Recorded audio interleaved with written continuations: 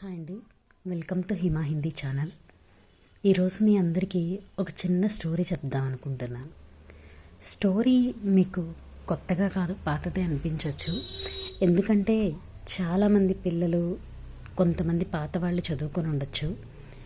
10th class పాత text బుక్లో, అంటే ఇప్పుడు కాకుండా అంతకు ముందు మారిన టెక్స్ట్ బుక్లో అపనీ కమాయి అని చెప్పేసని ఒక లెసన్ ఉండేది.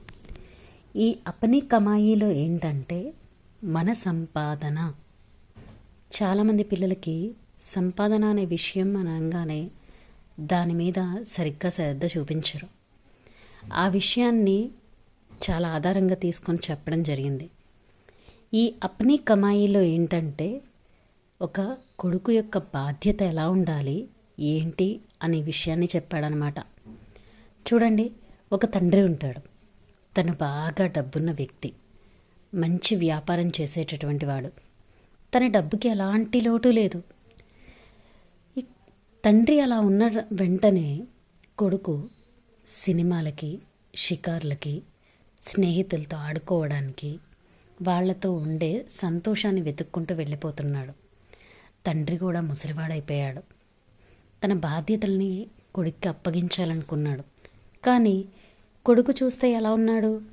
ఎప్పుడూ కూడా స్నేహితులతో తిరుగుతూ ఉన్నాడు. అలాంటి కొడుక్కి తన బాధ్యతల్ని, తన వ్యాపారాన్ని ఎలా అప్పగించాలా అని ఆలోచించి ఒకరోజు ఉదయాన్నే కొడుకు తన అమ్మతో కలిసి టిఫిన్ చేస్తూ ఉంటాడు. టిఫిన్ చేస్తున్నప్పుడు, నువ్వు భోంచేస్తున్నావు, టిఫిన్ చేస్తున్నావు, రాత్రికి వచ్చి పడుకుంటున్నావు, నీ జల్సాలకి అన్నిటికీ కూడా డబ్బు తీసుకుని వెళ్తున్నావు. ఇదంతా కూడా నేను సంపాదించిన సంపాదనే. రేపు ఉదయం నుంచి నువ్వు ఈ ఇంట్లో ఏమన్నా తినాలి అని అంటే ఎంతో కొంత నువ్వు సంపాదించుకొని తీసుకొని రావాలి అంటాడు. కొడుకు వెంటనే సమాధానం చెప్తాడు.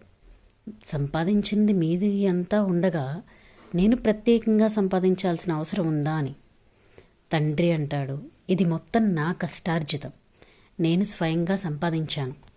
అలాగే నువ్వు సంపాదించి తీసుకొని వస్తేనే నీకు భోజనం పెడతారు ఇక్కడ అని. సరే, మీరు కాకపోతే నాకు భోజనమే దొరకదా అని చాలా విసురుగా వెళ్ళిపోతాడు. వెళ్ళిపోయిన తర్వాత స్నేహితుల దగ్గరికి వెళ్తాడు. ఎందుకంటే రోజు బాగా డబ్బు జేబు నిండా వేసుకొని వచ్చి వాళ్ళందరికీ కూడా ఇచ్చేవాడు. కానీ ఈరోజు తన దగ్గర డబ్బు లేదు. ఎందుకంటే నాన్న తన చేతికి ఇవ్వలేదు, అమ్మ చేత ఇవ్వనివ్వలేదు. అందుకని డబ్బు లేకపోయేసరికి స్నేహితులు ఎంతో ఆత్రంగా ఇతని దగ్గరికి ఎందుకు వస్తారు? డబ్బు కోసమే వచ్చేవాళ్ళు. డబ్బు ఎప్పుడైతే లేదన్నారో తనతో మాట్లాడడం నిదానంగా తగ్గించేశారు. ఆ రోజు మా దగ్గర లేవంటే మా దగ్గర లేవు డబ్బు అన్నారు. సాయంత్రానికి తన కడుపులో ఆకలి మొదలైంది. ఏం చేయాలో అర్థం కాలేదు. అలాగే సాయంత్రం అమ్మ దగ్గరికి వచ్చాడు. అమ్మ ఆకలి వేస్తుంది అని అంటే, సరే అమ్మ అంటుంది నాన్నగారు ఇంట్లోనే ఉన్నారు అని. వాళ్ళ అక్క ఇంట్లోనే ఉంటుంది. అక్క దగ్గరికి వెళ్ళాడు.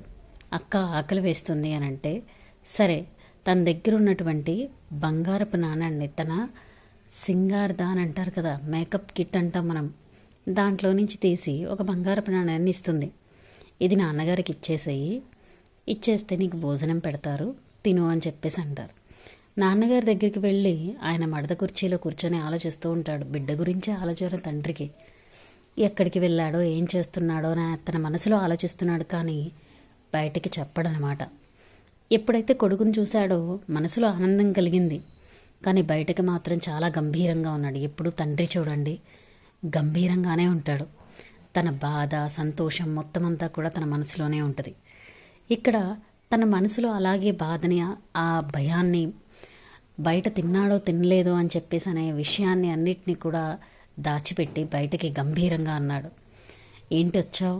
ఏదన్నా సంపాదించుకుని వచ్చావా అంటే, మడత కుర్చీ ముందు ఒక చిన్న టీపాయ్ లాంటిది ఉంటే దాని మీదకి బంగారు నాణాన్ని విసిరివేస్తాడు.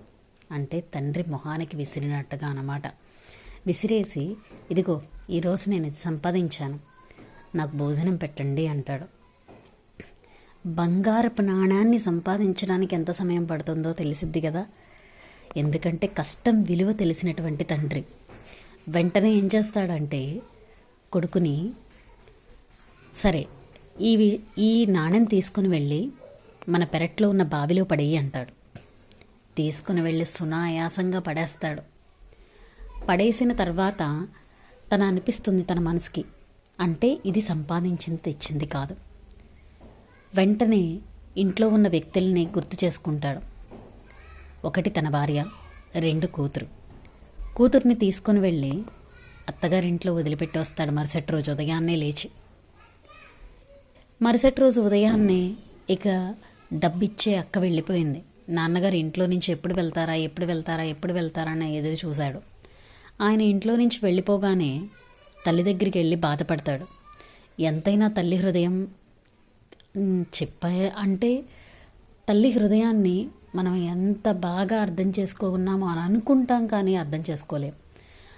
ఎప్పుడైతే బిడ్డ కన్నీళ్లు చూసిందో వెంటనే తన దగ్గర ఉన్న వెండి రూపాయిని ఇస్తుందన్నమాట. వెండి నాణాన్ని ఇచ్చి తీసుకోమనంటది. దాన్ని సాయంత్రం నాన్నగారు వచ్చే టైం కల్లా తీసుకొని వచ్చి మళ్ళీ విసిరేస్తాడు. అలాగే సరే మళ్ళీ 2వ రోజు పరిపాటి తీసుకొని వెళ్ళి బావిలో పడేయండి. బావిలో పడేస్తాడు. ఈసారి భార్యని మరుసటి రోజు ఉదయాన్నే తీసుకొని వెళ్ళి పుట్టింట్లో వదిలిపెట్టొస్తాడు. ఇక మిగిలింది ఎవరండి? తండ్రి కొడుకులు మాత్రమే. తెల్లారి లెగిసిన కానించి ఎవరూ కనిపించలేదు, ఇద్దరూ కనిపించలేదు. ఇచ్చేవాళ్ళు ఎవరూ లేరు. బాగా ఆకలి వేస్తుంది. ఆకలికి తట్టుకునే గుణం కాదు. ఏం చేయాలో అర్థం కాక వెళ్ళి ఒక చోట రైల్వే స్టేషన్ దగ్గర కూర్చుంటే ఒక అతను పిలుస్తాడు. నా పెట్టె మోస్తావా, 2 అణాలు ఇస్తాను అని. అంటే అప్పటి భాషలో, అప్పటి కాలంలోది కదా, 2 అణాలు ఇస్తాను అంటాడు. సరే 2 అణాలైనా తీసుకుని వెళ్తే మా నాన్న భోజనం పెడతాడు కదా అని చెప్పేసి పెట్టె మోయడానికి ఒప్పుకుంటాడు. ఇంత మటుకి ఎప్పుడూ కూడా తను బరువు మోసినవాడు కాదు, ఎప్పుడూ కూడా తనని చూసినటువంటి వాళ్ళు కాదు. ఎప్పుడైతే ఈ పెట్టె మోస్తం స్టార్ట్ చేశాడో తన వెన్నెముకలో నొప్పి మొదలవుతుంది. మెడ నరాలు లాగేస్తూ ఉంటాయి. బరువు చాలా ఎక్కువ అవడం వల్ల తల మీద భారంగా అనిపిస్తూ ఉంటుంది. ఒళ్ళంతా చెమటలు పడుతున్నాయి. అడుగు తీసి అడుగు వేయలేకపోతున్నాడు.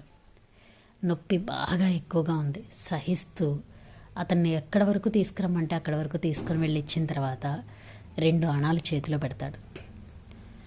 ఆ 2 అణాలు తీసుకొని తండ్రి దగ్గరికి వస్తాడు సాయంత్రం. ఇంతకు ముందు వరకు 2 అణాల కంటే బంగారపు నాణెం చాలా గొప్పది, వెండి నాణెమో గొప్పదే. కానీ వాటిని విసిరి కొట్టాడు. కానీ ఈ 2 అణాలని బల్ల మీద చాలా జాగ్రత్తగా పెడతాడు. ఆ తర్వాత తండ్రి ఎప్పుడూ చెప్పే విధంగా తీసుకొని వెళ్ళి బావిలో పడేయి అంటారు. కొడుక్కి చాలా కోపం వస్తుంది. ఈ 2 అణాలు సంపాదించడానికి నేను పెట్టె మోసాను. ఆ పెట్టెలు మోసేటప్పుడు నా మెడ నరాలు నొప్పొచ్చినాయి, నా వెన్నెముకలో నొప్పొచ్చింది, నా ఒళ్ళంతా చెమటలు పట్టేసినాయి, అడుగు తీసి అడుగు వేయలేకపోయాను. అంత బాగా సంపాదించినటువంటి, కష్టపడి సంపాదించిన అణాలని తీసుకొని వెళ్ళి బావిలో పడేయమంటున్నారా? మీరు అసలు మనిషేనా? మీకు అసలు మనసంటూ ఉందా? ఏమీ లేని మీరు కఠినమైన రాయి అని బాగా తిట్టేసి భోజనం కూడా చేయకుండా ఏడ్చుకుంటూ వెళ్ళి పడుకుంటాడు. ఉదయాన్నే లేవగానే తండ్రి తన వ్యాపారాన్ని మొత్తం కొడుకు అప్పగిస్తాడు. ఒక విషయం గుర్తుపెట్టుకోండి, ఎప్పుడూ కూడా సంపాదన అనేది మనం స్వయంగా సంపాదించినప్పుడు దాని యొక్క కష్టం విలువ తెలుస్తుంది. ఎప్పుడైతే తండ్రి సంపాదనని మనం అనుభవిస్తున్నామో అప్పుడు కష్టం విలువ తెలియదు. కేవలం మన జల్సాలకి, మన ఆలోచనలకి, మన స్నేహితుల్ని గడపడానికి, వీటికి మాత్రమే మనం అనుభవిస్తాం మాత్రమే. ఎప్పుడైతే కష్టపడి సంపాదిస్తున్నాడో రూపాయి విలువ తెలుస్తుంది. ఇంత మనం దుబారాగా ఖర్చు పెడుతున్నాం, దీనివల్ల మనం ఎంత నష్టాన్ని పొందుతున్నాం అనే విషయాన్ని గుర్తుపట్టరు. ఈ పాఠం అప్పట్లో ఇవ్వడానికి కారణం ఏంటంటే, ప్రతి తండ్రి ఎన్నో కోట్లు ఖర్చు పెడతాడు, అలాగే సంపాదిస్తూ ఉంటాడు. అనుకోవచ్చు ప్రతి తండ్రి దగ్గర కోట్లు ఉంటాయా అంటే, వారి సంపాదన కోట్లేనండి. కష్టపడి సంపాదించిన ప్రతి ఒక్కళ్ళకి రూపాయి అయినా కోటితోనే సమానం. అందరూ సంపాదిస్తారు, బిడ్డల కోసం ఖర్చు పెట్టడానికి వెనకాడరు.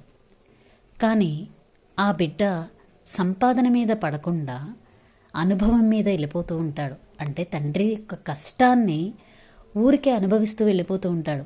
మరి రేపొద్దున తన బిడ్డలకి ఏమి నేర్పిస్తాడు? అందుకోసమని ఇక్కడ తండ్రి ఏం చేశాడండి, కష్టం విలువ కొడుకి తెలియచేసి ఆ తర్వాత తన వ్యాపారాన్ని ఇచ్చాడు. అదే ముందుగా ఉన్నటువంటి కొడుక్కి తన వ్యాపారాన్ని అప్పగించుంటే ఒక 2 సంవత్సరాలు తిరిగే లోపల తన వ్యాపారం మొత్తం శూన్యమైపోయి ఉంటుంది.